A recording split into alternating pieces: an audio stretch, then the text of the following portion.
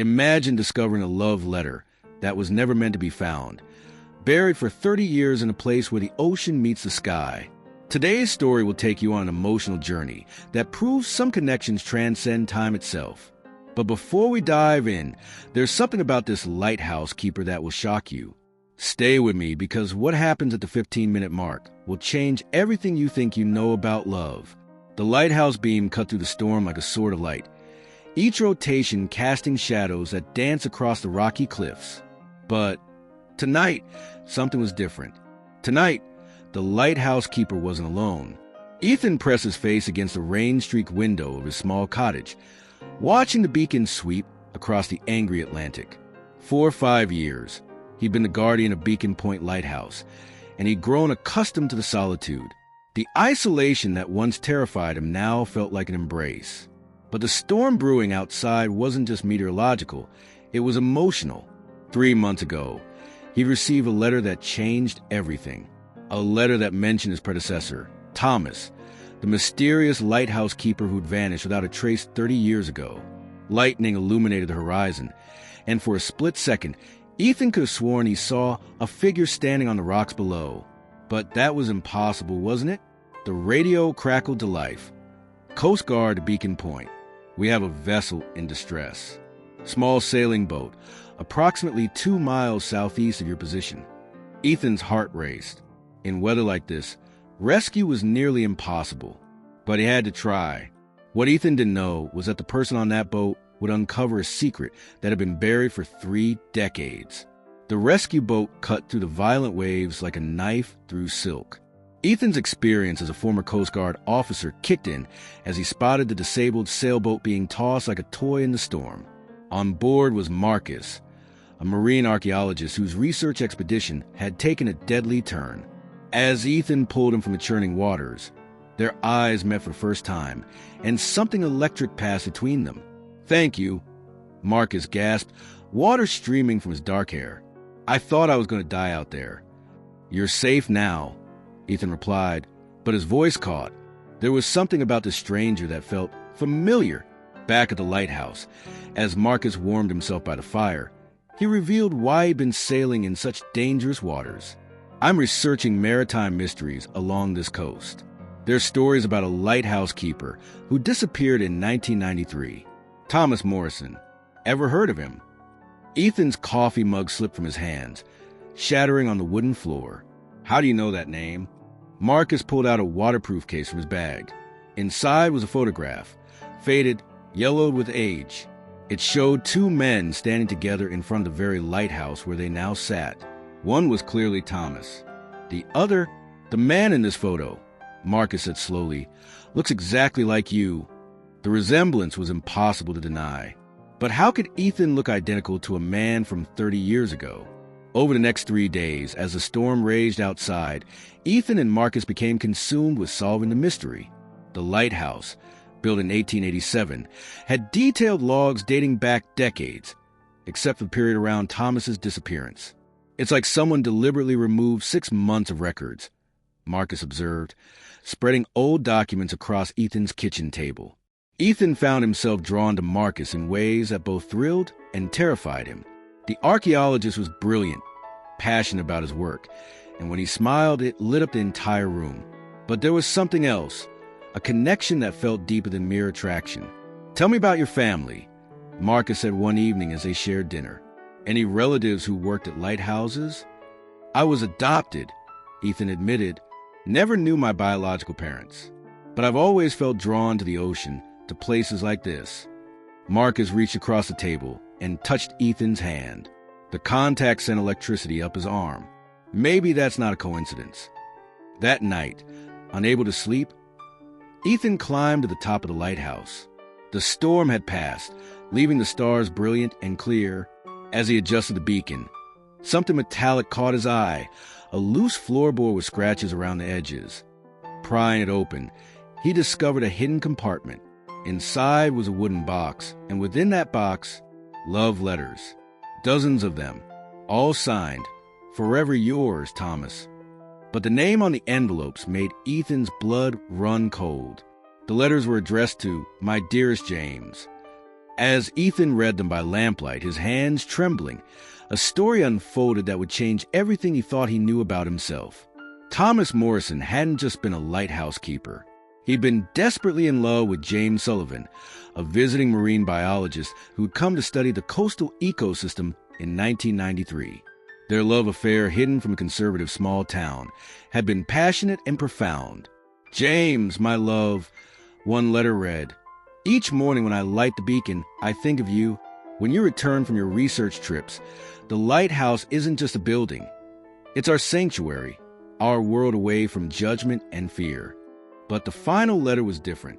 Urgent, desperate. "They know about us, James.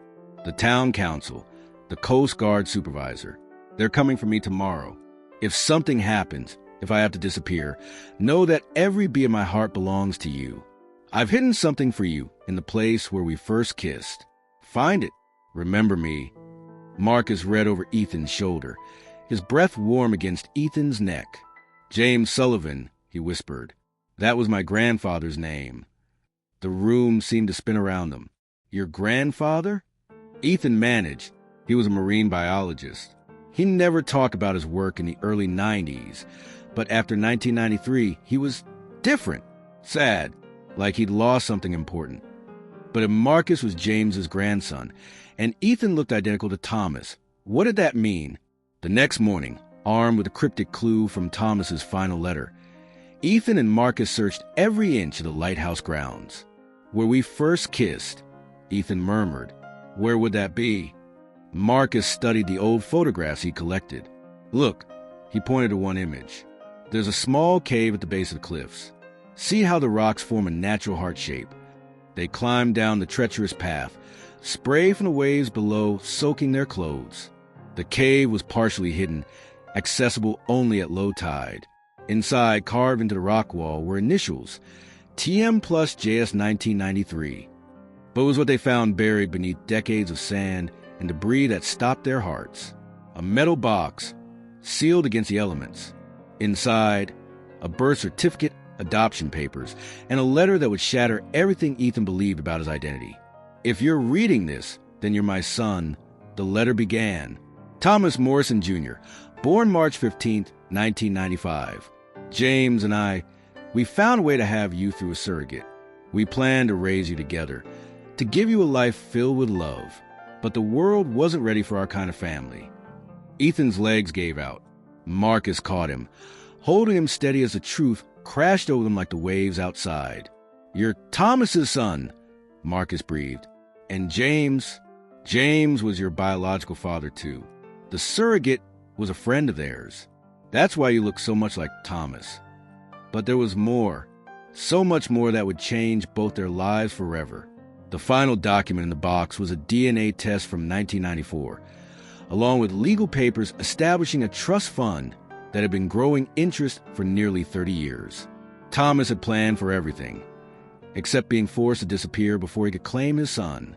The adoption agency told your parents you were abandoned, Marcus realized, piecing together the timeline.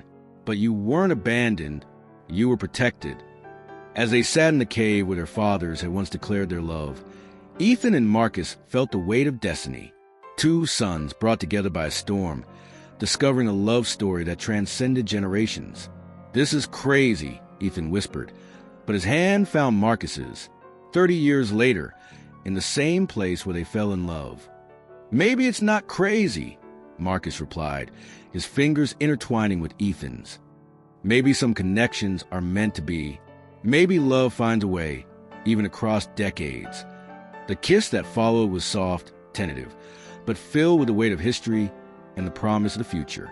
It tasted of salt air and destiny, of love deferred but not denied.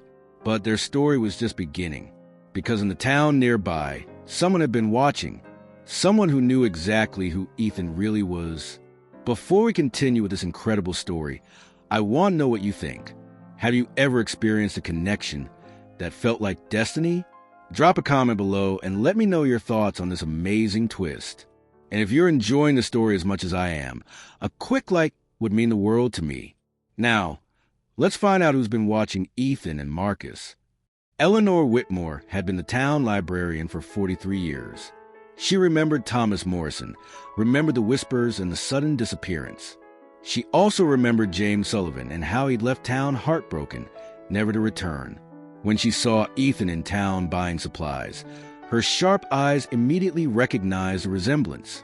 And when Marcus arrived, asking questions about maritime mysteries, she knew the past was finally catching up with the present. But Eleanor harbored a secret of her own. She'd been Thomas's friend, one of the few people who'd known about his relationship with James. She'd helped him plan, helped him dream of a future that the world wasn't ready to accept. "You're Thomas's boy," she said when Ethan and Marcus appeared at the library, still damp from their cave exploration. It wasn't a question. Ethan nodded, unable to speak. Eleanor's weathered hands pulled out a key from beneath the circulation desk. "Then it's time you knew the rest of the truth. Follow me." She led them to the library's basement, to a storage room filled with boxes. When Thomas had to disappear, he asked him to keep some things safe. He hoped someday his son would come looking for answers. The boxes contained a lifetime of memories, photographs of Thomas and James together, love letters that had never been sent, plans for the future they dreamed of building. But the most shocking discovery was yet to come. Thomas didn't disappear because of the scandal, Eleanor revealed, her voice barely above a whisper. He disappeared because someone was threatening to hurt James and the baby. Someone powerful, someone who saw their love as a threat to the natural order of things.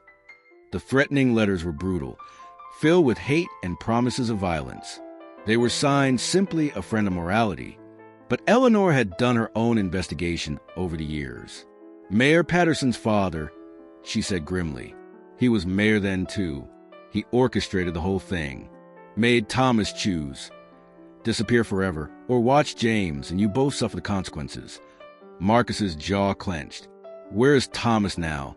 Is he still alive?" Eleanor smiled for the first time since they'd arrived. "Thomas Morrison is alive and well. He's been living in Nova Scotia under a different name, waiting for the day it would be safe to return, waiting for the day you'd come looking for him." The address Eleanor provided was like holding a piece of his heart. Ethan stared at the slip of paper, his biological father's location written in careful script. "He never stopped loving James," Eleanor continued, "and he never stopped hoping he'd get to meet you. Every year on your birthday, he sends me a letter asking if you've come to the lighthouse yet." The decision Ethan faced now would change everything. But would he have the courage to meet the man who'd sacrificed everything for love? The drive to Nova Scotia took 8 hours, but it felt like a lifetime. Marcus had insisted on coming, and now, as they stood outside a small coastal cottage with weathered blue shutters, Ethan was grateful for the support. The man who answered the door looked like an older version of Ethan. Same eyes, same strong jawline, but softened by years of longing and regret. "Ethan," Thomas Morrison's voice cracked. "My God, you're so beautiful. You look just like you," Ethan finished, tears streaming down his face. The embrace that followed was 30 years in the making. Thomas held his son like he was afraid he might disappear, and Ethan felt a piece of his soul click into place. Inside the cottage, surrounded by photographs of lighthouses and oceanscapes, Thomas told him the whole story. How he and James had met during a research expedition, how their friendship had blossomed into love, how they dared to dream of a family together.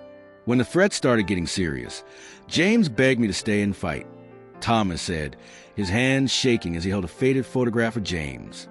"But I couldn't risk your safety. I couldn't risk his. So I ran like a coward."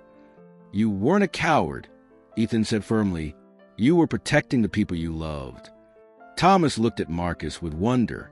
"You have James's eyes. He was the kindest man I ever knew. Is he?" "He passed away 5 years ago," Marcus said gently. "But he never forgot you.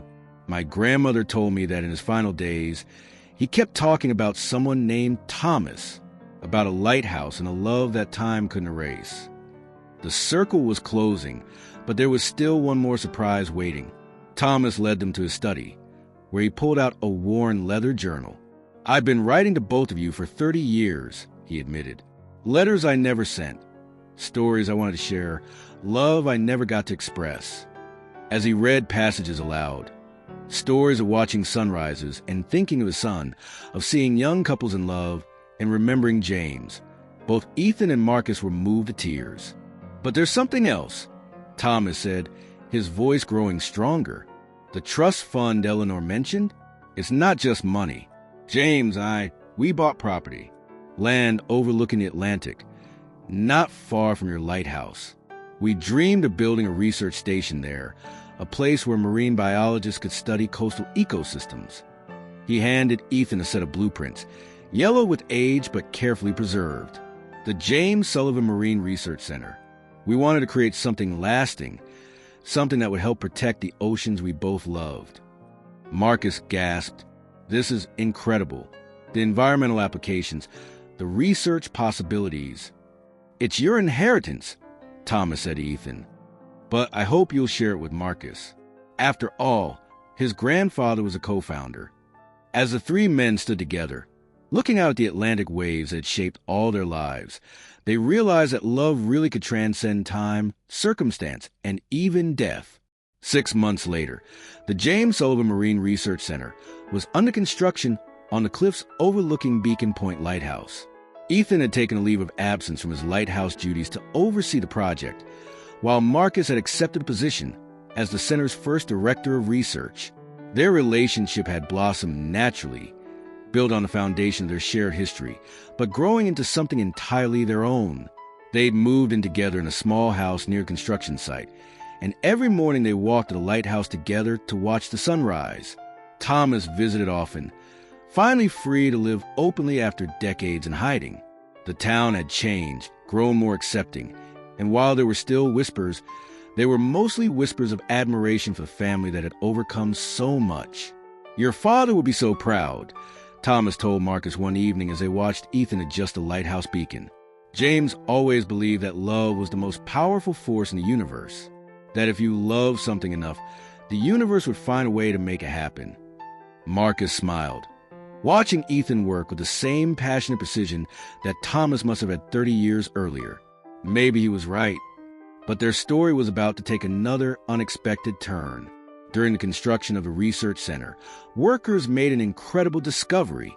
While excavating for the foundation, they uncovered a time capsule that Thomas and James had buried in 1993, a collection of their hopes and dreams for the future they'd never gotten to share.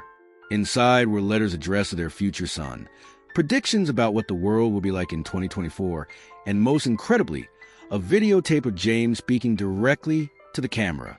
"If you're watching this," James's younger self said, his eyes bright with love and hope, "then it means our son found his way back to the lighthouse. Ethan, my beautiful boy, I want you to know that every day of your life, even when we couldn't be there, we loved you with all our hearts."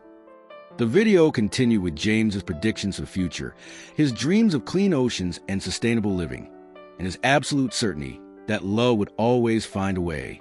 "And if by some miracle," James concluded, looking directly into the camera, "my grandson is watching this too, know that love is our family's greatest legacy. Don't be afraid to reach for it, to fight for it, to build something beautiful from it." Ethan and Marcus watched the video together, holding hands, understanding finally that they weren't just falling in love, they were fulfilling a destiny written in the stars. 1 year after the storm that brought them together, Marcus planned something special. He worked with Thomas to recreate the exact conditions of that first night. Candles arranged around the lighthouse lens room, the beacon sending its steady pulse across the dark ocean. "Ethan," Marcus said, his voice steady despite his racing heart, "a year ago, a storm brought us together, but I don't think it was chance. I think our fathers, wherever they are, somehow knew that love like theirs doesn't die. It just waits for the right moment to bloom again." He dropped to one knee, pulling out a ring that gleamed in the lighthouse beam. "Will you marry me? Will you help me build the future our fathers dreamed of?" Ethan's answer was wordless, a kiss that tasted salt air and promises of love deferred but never denied. The engagement ring had been crafted from metal recovered from the original lighthouse construction, a circle of history binding their future to their past. As they celebrated that night, neither man could have imagined that their love story was about to inspire thousands of others around the world. Eleanor Whitmore had been quietly documenting their story, with permission, creating an archive for the town's historical society. when she submitted it to a national LGBTQ plus history project. It was selected as one of the most compelling love stories of the decade. Soon, journalists were arriving at Beacon Point. Marine biology students were applying for internships at the James Sullivan Research Center. And most importantly, young LGBTQ plus people were making pilgrimages to the lighthouse that had become a symbol of enduring love. We're accidentally becoming activists. Ethan laughed one morning as they read fan mail from around the world. Maybe that's the point, Marcus replied, sorting through research grant applications. Maybe our Father's love was always meant to be bigger than just them. Maybe it was meant to give hope to everyone who feels like they have to choose between love and acceptance. The research center officially opened on the anniversary of the storm that brought them together. Thomas cut the ribbon, tears streaming down his face as he declared the center open in memory of James Sullivan and in celebration of love that transcends time itself. But the most moving moment was still to come. Their wedding was held at sunset on the cliffs overlooking the Atlantic, with the lighthouse beams sweeping across the ceremony like a blessing. Thomas walked Ethan down the aisle, while Eleanor, now in her 80s but still sharp as a tack, officiated. The guest list included marine biologists from around the world, lighthouse keepers from up and down the coast, and dozens of couples who've been inspired by their story to fight for their own love. Ethan and Marcus, Eleanor said, her voice carrying across the wind, your love story began 30 years before you met, with two men who dared to dream of a world where love was stronger than fear.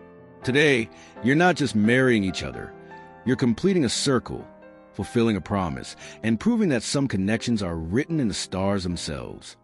As they exchanged vows, the lighthouse beam passed over them at the exact moment they kissed, and everyone present swore they felt something magical in the air, the presence of two souls who had loved so deeply that their love echoed across generations. The celebration that followed would be remembered for years to come, but it was just the beginning of their greatest adventure.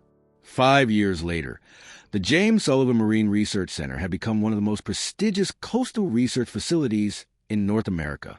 Ethan had returned to lighthouse keeping, but now also served as the center's community outreach director, leading tours and sharing the story of how love and science could work together to protect the planet. Marcus had published groundbreaking research on ocean conservation, work that was directly inspired by the environmental predictions James had made in his time capsule video. The center had trained hundreds of marine biologists and had become a model for sustainable research practices. They'd also started a family, adopting 2 children whose own stories of resilience and hope reminded them daily that love really could conquer all. On quiet evenings, they still climbed to the top of the lighthouse together, watching the beams sweep across the ocean where their fathers had once walked, where their own love story had begun. Do you think they knew? Ethan asked one such evening, holding their youngest daughter while Marcus adjusted the lighthouse equipment with practiced ease. I think they hoped, Marcus replied, kissing his husband's cheek. I think they loved so deeply that they bent the universe itself toward love. The lighthouse beam pulsed steadily, a rhythm like a heartbeat, carrying light across the darkness and proving that some love stories are truly eternal. And in the distance, if you listen carefully, you could almost hear the ocean whispering their names. Thomas and James, Ethan and Marcus, love stories echoing across time itself. 10 years after that first storm, a young couple found themselves stranded near Beacon Point during a sudden squall. They were welcomed into the lighthouse by Ethan and Marcus, now seasoned in the art of rescue and hospitality. As the storm raged outside, they shared the story that had brought them together, the same story that had touched thousands of hearts around the world. Love like that really exists? The young woman asked, her eyes bright with wonder. Love like that doesn't just exist, Marcus replied, his arm around Ethan's shoulders. It creates itself, over and over, in every generation brave enough to reach for it. Later that night, after their guests had settled into the warm safety of the lighthouse, Ethan found a letter that had been tucked into one of Thomas's old journals. It was addressed simply to the future. To whoever finds this letter, it read in Thomas's familiar handwriting, know that love is a lighthouse that guides us home. It may take years, decades, or even generations, but love always finds a way. Trust in it. Fight for it. And remember, every beacon needs tenders, Every love story needs witnesses, and every future needs dreamers brave enough to imagine it into existence. As Ethan read the letter aloud, the lighthouse beam swept across the ocean one more time, carrying their story out into the darkness, ready to guide other lost souls safely home. And that's the incredible true story of the Lighthouse Keeper's secret. What did you think of this journey across generations? Have you ever experienced a love that felt destined? I'd love to hear your thoughts in the comments below. If this story touched your heart the way it touched mine, please give a like and share it with someone who believes in the power of love. Your support means everything and helps me bring you more amazing stories like this one. And here's a question for you to ponder. Do you believe that some connections transcend time itself? That love can echo across generations? Let me know what you think in the comments. I read every single one. Don't forget to subscribe and ring that notification bell so you never miss a story that might just change your perspective on love, destiny, and the incredible power of never giving up hope. Until next time, remember, somewhere out there, your own lighthouse is waiting to guide you home.